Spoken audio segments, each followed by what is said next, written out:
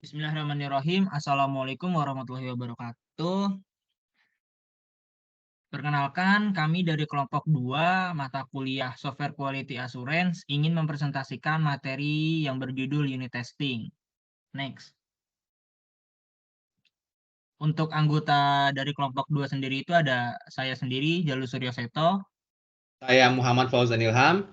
Saya Fikridian Radityo.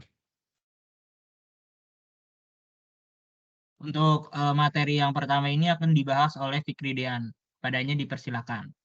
Baik, terima kasih Mas Jalu. Ya, next. Pertama-tama, apa itu unit testing? Unit testing sendiri adalah kegiatan untuk kita melakukan pengetesan terhadap program unit secara terisolasi. Lantas, apa itu program unit? Program unit sendiri merupakan functions, prosedur, atau methods. Program unit sendiri juga bisa berupa kelas di bahasa pemrograman yang berbasis object-oriented. Program unit juga bisa merupakan sepotong kode yang dipanggil dari luar unit dan dapat memanggil program unit lainnya. Next. Pengetesan unit. Unit testing sendiri ini memiliki keterbatasan. Jadi, programmer diharuskan untuk melakukan pengetesan terhadap unit seperti mengeksekusi setiap baris kode, mengeksekusi setiap predikat di unit untuk mendapatkan nilai true atau false, mengobservasikan apakah unit sudah berjalan sesuai fungsinya, dan memastikan tidak ada error yang muncul.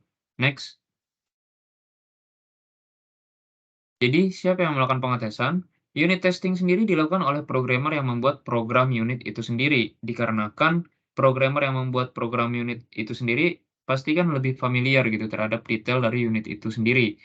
Selanjutnya, objektif dari programmer tersebut adalah berjalannya unit sesuai yang diharapkan oleh programmer itu sendiri.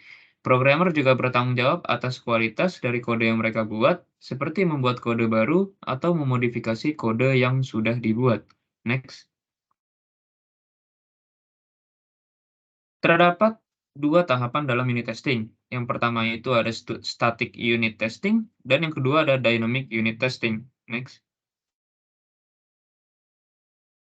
Static unit testing merupakan testing yang dilakukan oleh programmer, namun testing ini tidak menjalankan kode itu sendiri. Jadi kode tidak dijalankan, melainkan hanya diperhatikan segala kemungkinan yang akan terjadi ketika runtime berlangsung, seperti perbandingan fungsi yang digunakan. Selanjutnya, kode divalidasi terhadap persyaratan unit, dan juga biaya yang dimakan lebih murah dibanding dynamic unit testing. Next. Tahap dynamic unit testing. Tahap kedua, yaitu dynamic unit testing, merupakan tahapan unit testing yang dilakukan dengan menjalankan kode yang sudah dibuat, sehingga akan terdapat output atau hasil yang dapat dianalisis atau diobservasi. Next.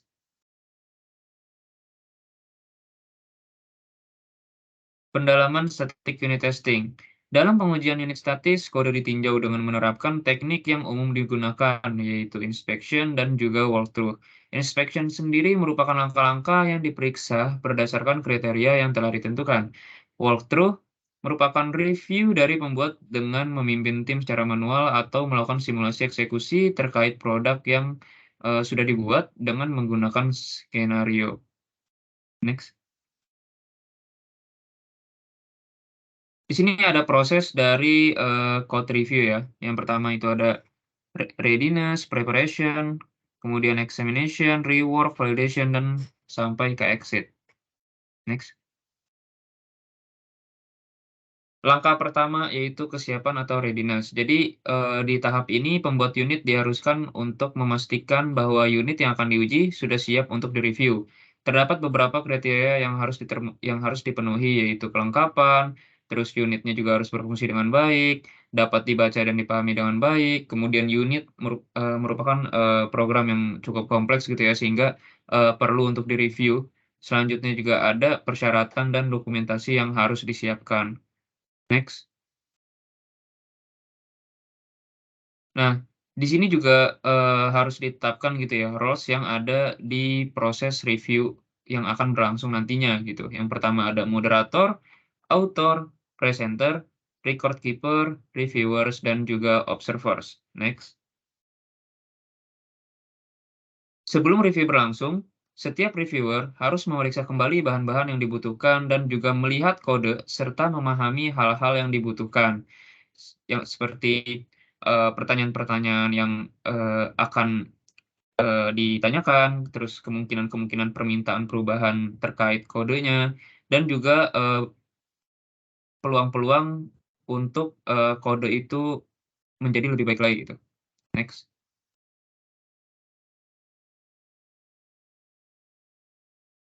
Nah, di sini ada aktivitas yang dilakukan di tahap pengujian ya. Tadi kan sudah ada kesiapan, terus preparation juga ya. Dan sekarang ini merupakan tahap pengujian atau examination. Nah, di sini aktivitas yang dilakukan di tahap pengujian ada penulis membuat presentasi tentang procedural logic yang digunakan dalam kode, kemudian presenter membacakan kode baris demi baris, record keeper mendokumentasikan permintaan perubahan dan juga saran terkait perbaikan masalah yang ada. Kemudian moderator memastikan rapat tetap fokus pada jalannya, dan di akhir meeting nanti terdapat keputusan apakah kode ini akan direview kembali atau sudah baik, seperti itu. Next. Selanjutnya ada semisalnya ada permintaan perubahan terhadap kode yang direview. Nah, permintaan perubahan itu harus berisi pertama deskripsi singkat terkait masalah yang ada. Kemudian harus diberikan level prioritas ya, seperti major atau minor. Kemudian diharuskan untuk menambah nama orang yang bertugas atau berkaitan terkait masalah yang ada. Selanjutnya juga diharuskan untuk mencantumkan batas waktu. Next. Di langkah keempat, yaitu rework. Nah, di akhir rapat nanti, record keeper diharuskan untuk membuat ringkasan rapat yang mencakup informasi-informasi seperti berikut, yaitu daftar permintaan perubahan, batas waktu dan orang-orang terkait, daftar peluang perbaikan, dan juga lamanya waktu ketika rapat berlangsung. Selanjutnya, salinan ringkasan tersebut akan dibagikan kepada seluruh anggota reviewer yang mengikuti meeting-nya. Next. Langkah 5, validasi. Permintaan perubahan divalidasi secara independen oleh moderator atau orang lain yang ditunjuk. Selanjutnya, proses validasi melibatkan pemeriksaan kode yang dimodifikasi seperti yang didokumentasikan dan memastikan bahwa perbaikan yang disarankan telah dilaksanakan dengan baik. Dan juga revisi dan final dibagikan kepada seluruh anggota reviewer yang ada. Next. Langkah ke-6, yang terakhir, exit gitu ya, selesai, yaitu meringkas proses review dan bisa dikatakan lengkap jika setiap baris kode di unit sudah diperiksa. Kemudian, tidak terlalu banyak kesalahan yang ditemukan dalam suatu modul, sehingga modul tersebut akan ditinjau setelah koreksi diterapkan oleh penulis. Pembuat dan reviewer juga harus mencapai konsensus bahwa kode tersebut berpotensi bebas dari bug atau kesalahan. Semua permintaan perubahan didokumentasikan dan divalidasi oleh moderator atau orang terkait. Laporan ringkasan dibagikan ke anggota reviewer. Next. Nah, di sini ada code review matrix. Jadi penting untuk mengumpulkan data pengukuran yang berkaitan dengan proses peninjauan, sehingga proses peninjauan dapat dievaluasi, dibuat terlihat manajemen tingkat atas sebagai strategi pengujian, dan ditingkatkan agar lebih efektif. Seperti jumlah baris kode yang ditinjau per jam, jumlah permintaan perubahan per 1000 baris kode, jumlah permintaan perubahan dalam 1 jam, jumlah permintaan perubahan yang dibuat dalam satu project, dan juga total jam yang berlalu ketika review kode ini berlangsung.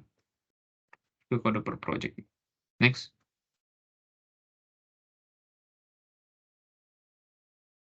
Nah, di sini ada pencegahan kesalahan gitu ya. Jadi kesalahan dapat dihindari dengan mengambil tindakan pencegahan. Seperti berikut guidelines untuk meminimalisir kesalahan. Pertama, menambahkan instrumentation code atau diagnosis ke dalam unit. Kemudian menggunakan standard controls untuk mendeteksi kemungkinan terdapat kondisi error. Memastikan juga kode dapat mengembalikan semua kemungkinan return yang salah satunya jika invalid gitu. Dan juga harus memberikan pesan error jika terjadi error pada program unit. Next.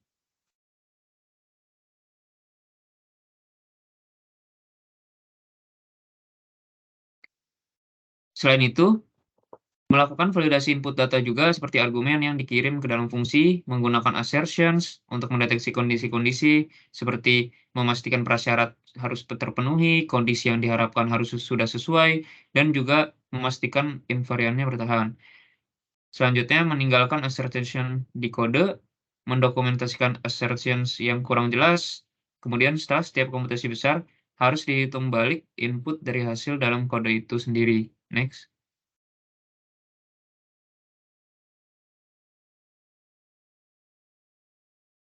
Dan juga dalam sistem yang melibatkan penyampaian pesan, manajemen buffer merupakan aktivitas internal yang penting.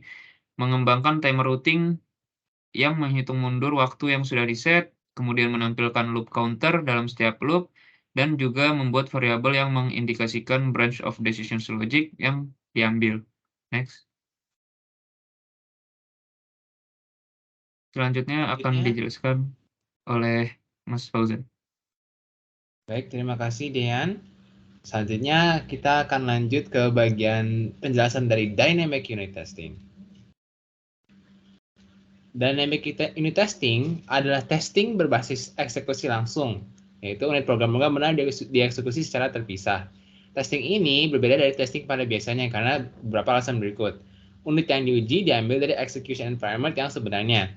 Lalu execution environment yang sebenarnya disimulasikan dengan menulis lebih banyak kode sehingga unit dan environment yang disimulasikan dapat dikompil bersama. Hasil kompilasi di-execute dengan input pilihan.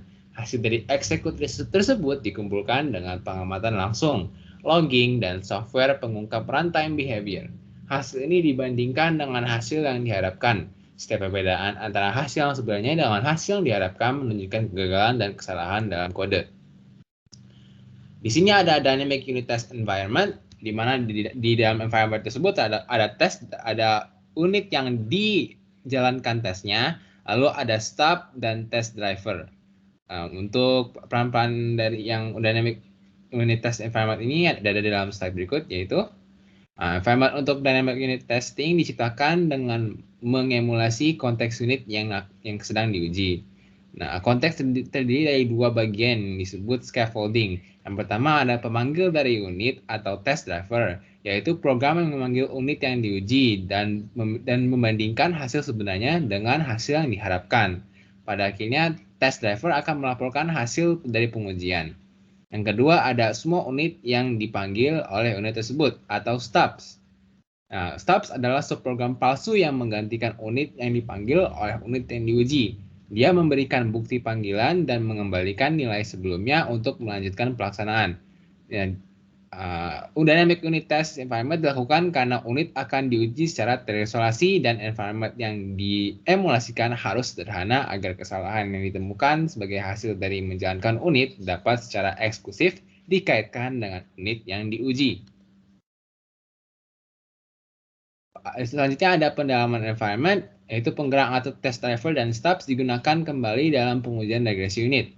Setiap unit memerlukan satu penggerak pengujian dan beberapa stubs. Penggerak pengujian tidak boleh kompleks atau tergantung pada berkas data eksternal. Lalu penggerak pengujian harus otomatis menguji hasil dan memeriksa masalah memori atau berkas. Penggerak pengujian dan stubs harus dipelihara sepanjang siklus hidup unit. Mereka harus diperbarui saat unit dimodifikasi atau kesalahan baru terdeteksi. Selanjutnya ada teknik pemilihan data. Dokumen desain low level memberikan panduan dalam pemilihan input data uji yang kemungkinan akan mengungkapkan kesalahan. Pemilihan data uji didasarkan pada beberapa teknik di bawah ini. Yang pertama adalah pengujian aliran kendali. Langkah-langkahnya adalah gambar grafik aliran kendali, lalu memilih kriteria uji, mengidentifikasi jalur, menghasilkan ekspresi predikat jalur, dan menghasilkan nilai-nilai. Yang kedua ada pengujian aliran data dengan langkah-langkah menggambar grafik aliran data, pilih kriteria uji, mengidentifikasi jalur, menghasilkan ekspresi predikat jalur, dan menghasilkan data uji. Yang ketiga ada pengujian domain, yaitu isinya adalah deteksi kesalahan domain dengan pemilihan data uji.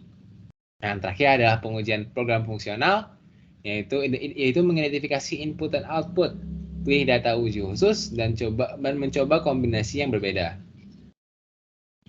Selanjutnya ada mutation testing. Mutation testing adalah teknik yang fokus pada pengukuran kecukupan data uji atau kasus uji. Mutation testing ini dimulai sejak tahun 1970-an yang diusulkan oleh Dick Lipton yang di dalam tulisannya bersama D'Amelio, Lipton, dan Seward. Tujuan dari mutation testing adalah mengungkapkan kelemahan dalam kasus uji. Mutation testing ini bukanlah strategi pengujian utama dan hanya sebagai pelengkap saja. Kalau mutasi adalah perubahan kecil dalam kode. Program yang telah dimodifikasi disebut mutan. Nah, mutan ini dianggap mati jika gagal diuji. Di sini ada penjelasan lebih lanjut mengenai mutants atau mutan. Beberapa mutan setara dan menghasilkan output yang sama dengan program asli. Hasil execute mutan dapat berbeda dari hasil harapan, tapi rangkaian kasus uji tidak mendeteksi kegagalan karena tidak memiliki kasus uji yang tepat. Ini menyebut mutan tersebut killable atau stubborn. Rangkaian kasus uji yang tidak cukup adalah rangkaian kasus uji yang tidak cukup untuk membunuhnya. Skor mutasi adalah persentase dari mutants tidak setara yang berhasil dibunuh oleh rangkaian kasus uji. Rangkaian kasus uji dikatakan mutation adequate jika skornya 100%. Analisis mutasi adalah proses dua langkah, yaitu langkah pertama ada evaluasi, yang kemudian ada perbaikan kasus uji. Di sini panduan mutant testing ada berapa, yaitu yang pertama itu menggunakan program awal dan kasus uji yang benar. Nah, jalankan kasus uji pada program awal dan perbaiki jika diperlukan. Nah, buat mutan dengan modifikasi sederhana pada program awal. Jalankan kasus uji yang benar pada setiap mutan, lalu temukan yang berbeda, yaitu mutan-mutan yang terbunuh. Hitung skor mutasi, yaitu berapa persen mutan yang terbunuh. Jika kurang skornya, tambahkan kasus uji baru dan ulangi lagi proses tersebut. Jika cukup tinggi, akhiri perancangan dan memulai kasus uji baru. Asumsi utama mutant testing. Yang pertama ada hipotesis program kompeten, yaitu programmers cenderung kompeten jika kita fokus pada kesalahan kecil. Yang kedua ada efek keterkaitan, yaitu kesalahan kompleks terkait dengan kesalahan sederhana. Kasus uji bisa mendeteksi keduanya. Memasukkan berbagai jenis kesalahan ke dalam kode mengembangkan kasus uji untuk menemukan kesalahan. Butuh banyak uji untuk membedakan mutan dari program asli. Alat otomatis seperti Mothra dapat mempercepat proses ini. Pengujian mutasi kini populer dalam komunitas industri. Sama kuatnya dengan pengujian jalur, domain, dan aliran data dengan pemilihan mutan yang tepat. Kemudian ada debugging. Teknik debugging ini merupakan proses menentukan penyebab kegagalan ketika testing mengungkap kegagalan. 3 pendekatan debugging yang dijelaskan oleh Myers diantaranya adalah pendekatan brute force, yaitu cetak pernyataan untuk melacak masalah. Nah, proses ini dapat dibantu dengan alat debugging. Yang kedua ada pendekatan eliminasi penyebab, yaitu pengumpulan data, membuat hipotesis, uji penyebab, dan kemudian uji penyebab berdasarkan kemungkinan. Yang ketiga ada pendekatan backtracking, yaitu mulai dari mendeteksi kegagalan, mempelajari eksekusi mundur, dan backtracking ini cocok untuk program-program kecil. Manajemen kesalahan tambahan, yaitu temukan masalah tambahan saat debugging. Jangan perbaiki segera. Ajukan kepada CR. Jika CR disetujui, buat laporan masalah. Lalu lanjutkanlah perbaikannya. Meskipun prosesnya berbelit, bermanfaat untuk proyek-proyek yang penting. Selanjutnya ada heuristic debugging, yaitu memiliki tujuan mengidentifikasi penyebab kegagalan. Heuristic debugging ini dilakukan oleh pemrogramer yang tahu kode dengan baik. Proses yang memakan waktu dan bisa beresiko. Nah, heuristic debugging melibatkan evaluasi sistematis, intuisi, dan kadang keberuntungan. Terjadinya isolasi dan penentuan penyebab masalah dari gejala yang ada. Nah, langkah-langkah debugging yaitu pertama ada reproduksi gejala, yang kedua ada buat hipotesis penyebab masalah dari analisis kausal, yang ketiga ada kembangkan skenario pengujian, yang keempat ada prioritas kasus uji, yang kelima jalankan kasus uji tersebut, yang keenam perbaiki masalah yang ditemukan, Yang ketujuh adalah dokumentasi perubahan yang terjadi. Selanjutnya akan dijelaskan oleh teman saya, Jalus Suryoseto. Kepala Jalus, silahkan. Oke, terima kasih Fauzan. Selanjutnya kita lanjut ke bagian 7 yaitu unit testing in extreme programming. Next. Oke, jadi pendekatan TDD atau pengembangan kode digunakan dalam metodologi extreme programming. Aspek kunci dari pendekatan TDD adalah bahwa seorang programmer menulis tes tingkat rendah sebelum menulis kode produksi. Dalam extreme programming, beberapa tes unit pertama dikodekan, kemudian sistem sederhana parsial diimplementasikan untuk lulus tes. Kemudian satu lagi tes unit baru dibuat dan kode tambahan ditulis untuk lulus tes baru. Tetapi tidak lebih sampai tes unit yang baru dibuat. Proses ini berlanjut sampai tidak ada yang tersisa untuk diuji. Next. Nah, berikut ini gambar dari proses ilustrasinya. Next. Dan ini penjelasan dari gambar sebelumnya. Langkah pertama itu ada pilih persyaratan, yaitu sebuah cerita. Untuk langkah selanjutnya tulis kasus tes yang akan memverifikasi bagian kecil dari cerita dan menetapkan putusan kegagalan. Selanjutnya langkah ketiga tulis kode yang menerapkan bagian tertentu dari cerita untuk lulus tes. Langkah keempat lakukan semua tes. Langkah kelima reward kode dan menguji kode sampai semua tes lulus. Dan langkah yang terakhir itu ulangi langkah 2 sampai 5 sampai cerita sepenuhnya diimplementasikan. Seorang pengembang TDD harus mengikuti 3 hukum yang diusulkan oleh Robert C. Martin. Yang pertama, Anda tidak dapat menulis kode produksi kecuali tes unit pertama yang gagal ditulis. Kedua, seseorang tidak boleh menulis lebih dari 1 tes unit dari yang cukup untuk gagal. Dan yang terakhir, satu tidak dapat menulis lebih banyak kode produksi daripada cukup untuk membuat tes unit yang gagal lulus. Tujuannya untuk mengurangi interval antara menulis tes unit dan kode produksi. Nah, berikut ini ada manfaat tes unit. Yang pertama, membantu fokus pengembang pada tugas yang harus dilakukan. Selanjutnya ada memastikan persyaratan. Selanjutnya ada tes unit disertakan dalam repositori kode bersama dengan kode yang diuji. Setelah itu ada kode tanpa tes unit tidak dapat dirilis. Setelah itu ada tes unit yang terlewat harus segera dibuat. Selanjutnya memastikan kesalahan minimal saat pertama kali mengembangkan sistem. Selanjutnya memberikan jaring pengaman dengan tes regresi dan validasi. Dan yang terakhir memungkinkan refaktor dan integrasi yang efektif. Dalam extreme programming, kode dikembangkan oleh 2 programmer yang bekerja bersama-sama satu sama lain. Konsep ini disebut dengan pair programming. 2 programmer duduk berdampingan di depan monitor. Salah satu orang mengembangkan kode secara taktis, sementara yang lainnya menginspeksi secara metodis dengan mempertimbangkan cerita yang sedang mereka implementasikan. Next. Oke, kita masuk ke bagian 8, yaitu JUnit, Framework for Unit Testing. JUnit adalah sebuah kerangka kerja pengujian unit untuk bahasa pemrograman Java yang dirancang oleh Ken Bates dan Erich Gamma. Pengalaman diperoleh dengan JUnit telah mendorong pengembangan metodologi TDD. Ide dalam kerangka kerja JUnit telah diadopsi ke dalam bahasa pemrograman lain, termasuk CNUnit, Python atau PyUnit, Fortran, FUnit, dan C++, CPP-Unit. Keluarga kerangka kerja pengujian unit ini secara kolektif disebut sebagai XUnit. Next. Framework JUnit dibuat untuk memudahkan penulisan uji coba dalam pemrograman. Framework ini menyediakan kelas dasar bersama test case yang digunakan untuk menulis kasus uji coba. Pada pemrograman perlu membuat subclass dari test case ini untuk menuliskan kasus uji coba mereka. Yang penting, meskipun Anda ingin menulis banyak kasus uji coba, Anda tidak perlu membuat banyak subclass. Cukup satu subclass yang berisi metode-metode untuk setiap kasus uji coba yang diperlukan. Pada dasarnya dalam pemrograman, saat kita membuat kasus uji dengan menggunakan kelas test case dalam kerangka kerja JUnit, kita perlu mengonfirmasi bahwa objek yang kita uji memiliki keadaan yang sesuai dengan yang diharapkan.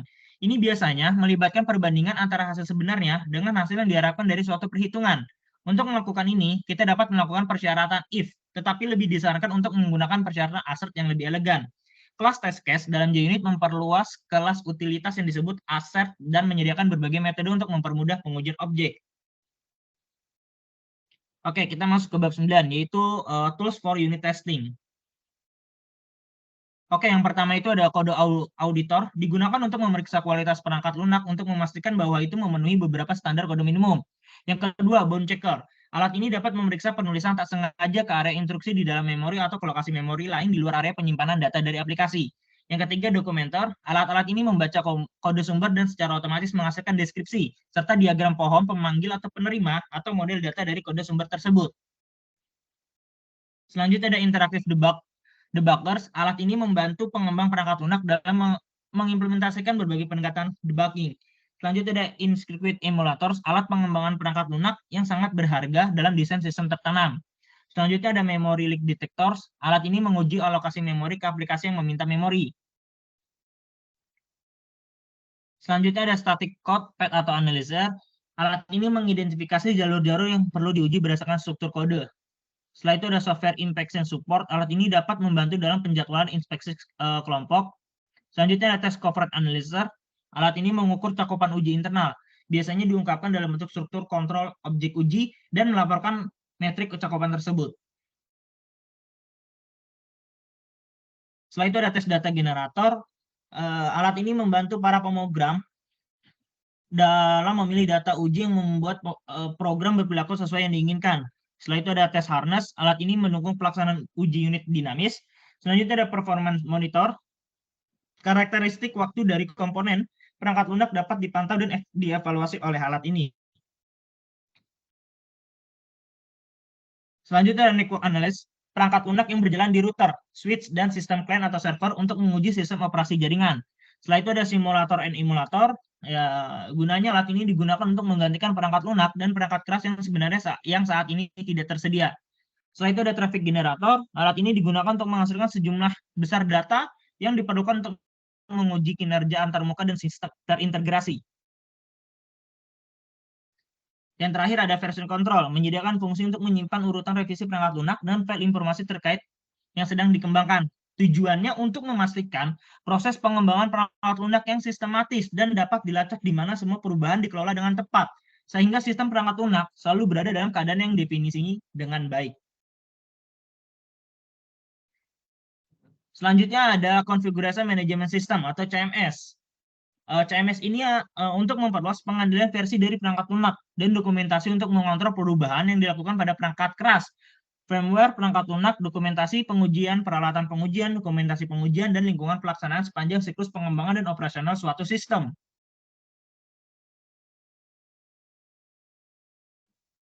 Nah, di sini ada karakteristik version control dan CMS. Yang pertama, access control. Kedua, cross-referencing. Ketiga, tracking of modification. Yang keempat, ada release generation. Yang kelima, system version management. Yang terakhir, ada archiving. Oke, selanjutnya untuk demonya akan dijelaskan langsung oleh Fikri Dian. Ya, baik. Terima kasih Mas Jelu. Mohon izin share screen ya.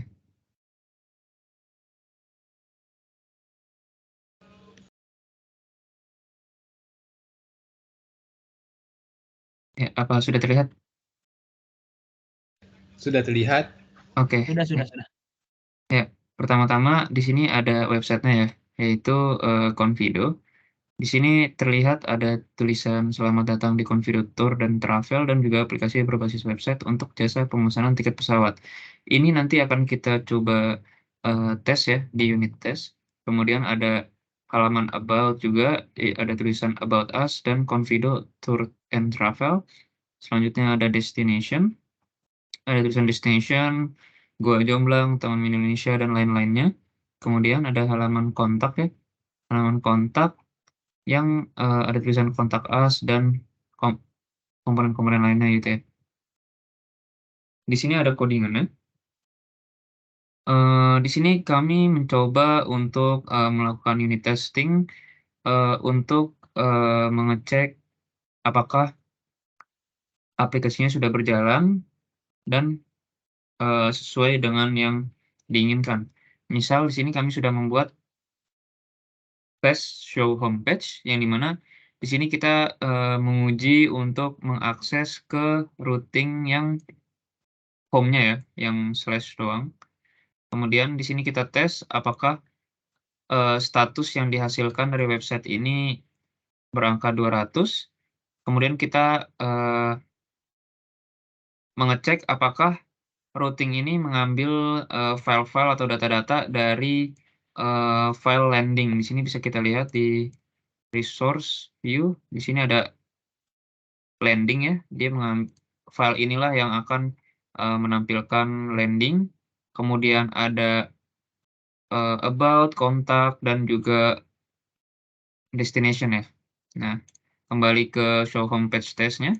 Di sini ada pengecekan ya. Misal di halaman home-nya ada selamat datang di Confido Tour and Travel. Terus apakah di halaman tersebut ada tulisan aplikasi berbasis website untuk jasa pemesanan tiket pesawat. Dan juga kita mengecek header dari si halaman tersebut gitu. Apakah dia menghasilkan content type-nya itu teks HTML.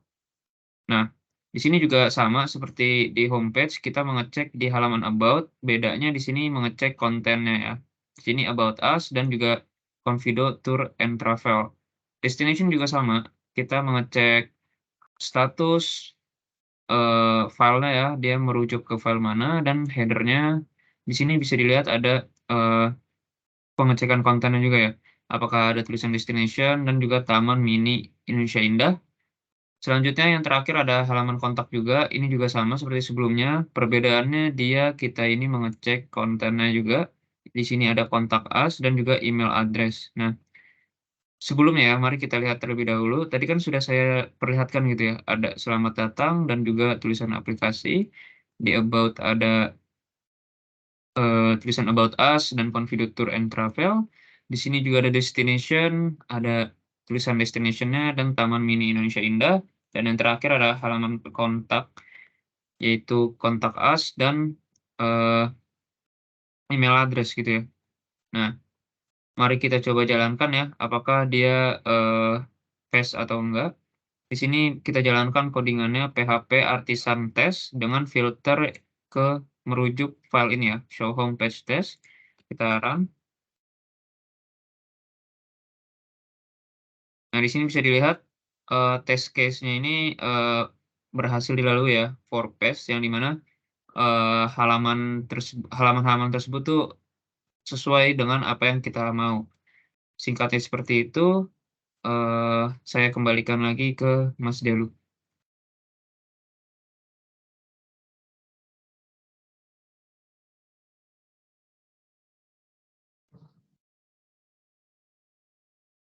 Oke, berikut ini contoh unit testing dari websitenya yang tadi kita udah uji coba. Langsung kita ada kesimpulan. Next. Oke, yang pertama pengujian tingkat unit mencakup dua jenis. Yang pertama itu statis atau pemeriksaan kode dan dinamis eksekusi kode. Tinjauan kode melibatkan 6 langkah. Yang pertama kesiapan, kedua persiapan, ketiga pemeriksaan, selanjutnya perbaikan, setelah itu ada validasi, dan yang terakhir keluar. Ini menilai kualitas perangkat lunak. Langkah pencegahan dapat mengurangi cacat dalam kode dengan panduan untuk membangun kode yang lebih baik. Pengujian unit dinamis melibatkan eksekusi unit program dengan test drive, dan stop. Analisis mutasi dapat membantu menemukan cacat dalam data uji. Selanjutnya, debugging adalah upaya mengidentifikasi penyebab kegagalan. Tiga pendekatan kekerasan, eliminasi penyebab, dan pelacakan mundur. Pengujian unit dinamis dalam action programming dilakukan sebelum penulisan kode menggunakan kerangka kerja di unit. Alat seperti pemeriksa kode, pembuat dokumen, dan pemantau kinerja dapat meningkatkan pengujian unit.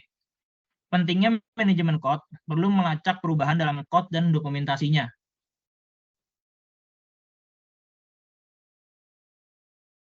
Ada dua tahap sebelumnya. Ada dua tahap unit testing. Yang pertama static unit testing, yang kedua ada dynamic unit testing. Selanjutnya ada proses review code, readiness, preparation, examination, rework, validation, exit. Tujuan review code untuk menilai kualitas software.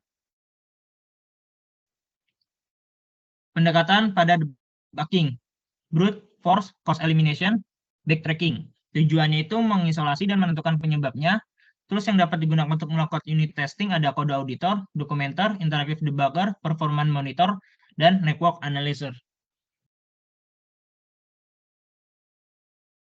Itulah presentasi dari kelompok kami. yang mempresentasikan materi unit testing.